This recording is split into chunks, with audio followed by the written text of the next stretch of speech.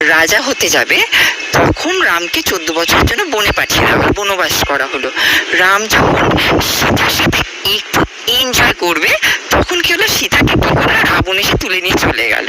রাম এত সংগ্রাম করে যখন সীতাকে ফিরিয়ে আনলো, তারপরে কি হলো, সেই সীতা পাতালে চলে গেল। আমরা এইভাবে রামায়ণ দেখতে পেয়ে থাকি। আমার মা বলতে রামকে আমরা সবাই ভগবান বলে থাকি, বিষ্ণু অবতার। তা রাম যখন ভগবান হয়ে, ওনার লাইফ পারফেক্ট নয়, তুমি মানুষের কখনো চিন্তা করবে না যে তোমার লাইফ পারফেক্ট। সেটা আমার মা ছোটবেলায়, কৃষ্ণরও তাই, জিসাস ক্রাইস্টেরও তাই, মানে সবাই জীবনে বেদনা। তার মানে একটা জিনিস বুঝতে হবে, সবারই লাইফে এক একজনের এক এক রকম বেদনার মধ্যে দিয়ে তার এভলিউশন, তার অন্তিমটা হয়। তো সেক্ষেত্রে আমিও তো বেদনাটা অনেক পেয়েছি, যার জন্য প্রভু দাও মোরে আরো বেদনা, যাতে আমি পাই আরো চেতনা। সেই বেদনা থেকেই